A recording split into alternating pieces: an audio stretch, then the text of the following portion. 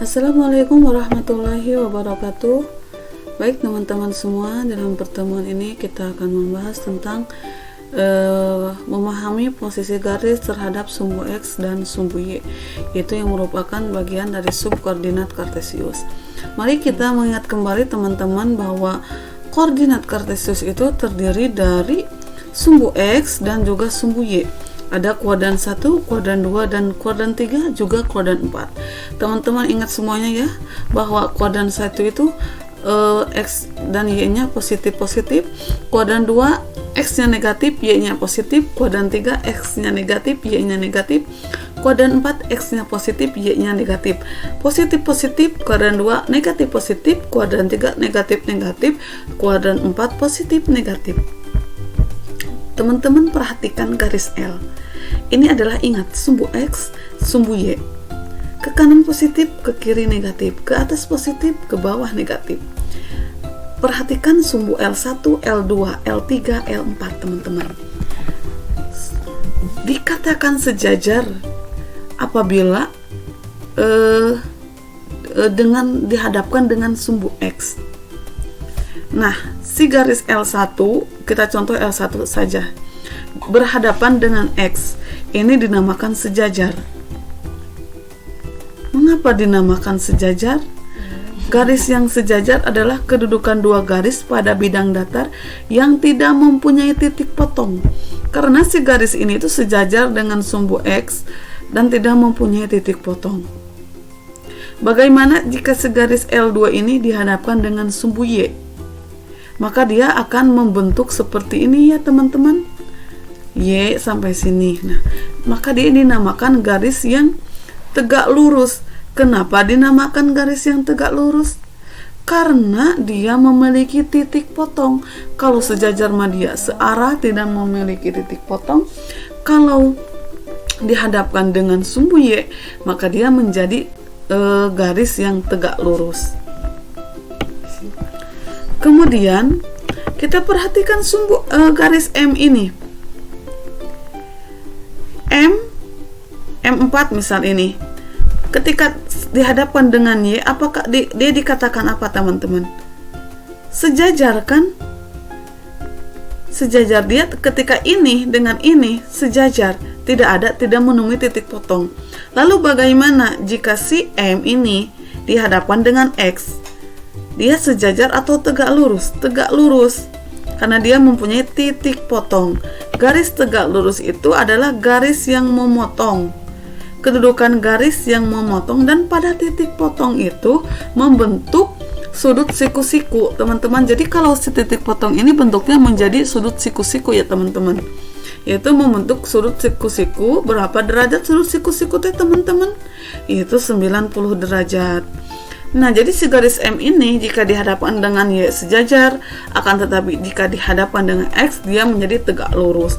Kemudian garis yang tadi ini bentuknya sama, dia sejajar jika dihadapkan dengan Y dan tegak lurus jika dihadapkan dengan dia sejajar dihadapkan dengan X dan tegak lurus jika dihadapkan dengan Y. Kemudian garis ini, perhatikan garis N1, N2. Teman-teman, ini sejajar gak dengan Y? Tidak ya. Apakah dia sejajar dengan X? Tidak.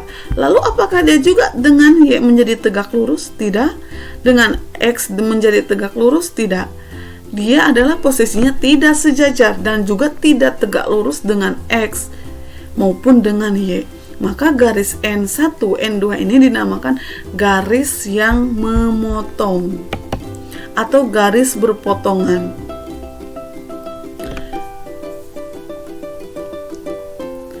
Garis yang memotong itu adalah kedua garis yang mempunyai titik potong dikarenakan kedua garis itu saling bertemu. Atau juga garis yang tidak sejajar dengan sumbu X dan juga tidak tegak lurus dengan sumbu Y. Bisa juga dikatakan garis yang tidak sejajar dengan sumbu Y dan tidak tegak lurus dengan sumbu X.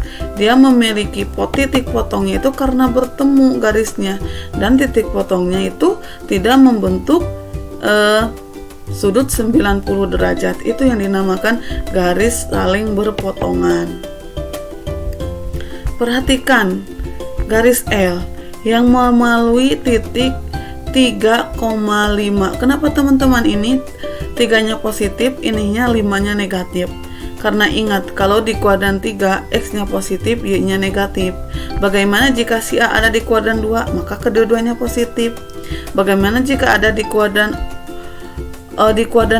Maka ada X-nya. Jadi min 3 positif 5. Bagaimana jika si A ada di kuadran 3? Maka dia akan menjadi negatif dua-duanya. Nah, kemudian dia ini sejajar gak dengan sumbu Y?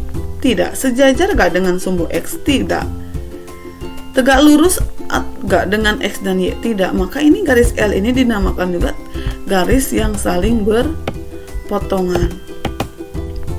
Ini adalah ada dua garis M dan Y.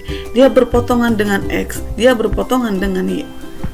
Tidak sejajar kan? Tidak tegak lurus kan? Tapi bagaimana jika kita perhatikan ini saja, M dan N, garis M dan N, ini dan ini di antara hubungan ini dan ini dinamakan sejajar atau tegak lurus, teman-teman.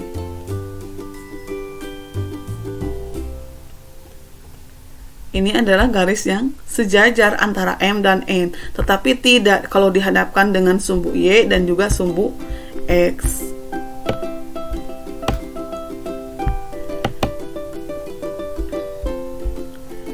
Oke teman-teman, mari kita perhatikan contoh ini.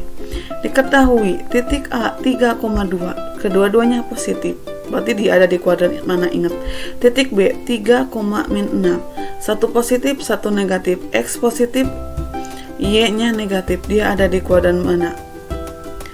5 min C-nya min 5,2, dia ada di kuadran mana? Kemudian perintahnya buat garis yang melalui titik A dan B, dimana bagaimana kedudukan titik tersebut terhadap X dan Y. Kemudian tarik lagi garis dari A dan C, bagaimana kedudukannya terhadap X dan Y. Kemudian kita tarik lagi dari B dan C, bagaimana kedudukannya terhadap X dan Y. Kita perhatikan contoh berikut. A, dia 3,2 positif, dua-duanya ada di kuadran 1. B, dia positif negatif, ada di kuadran 4. Kemudian C, dia negatif positif, ada di kuadran 3.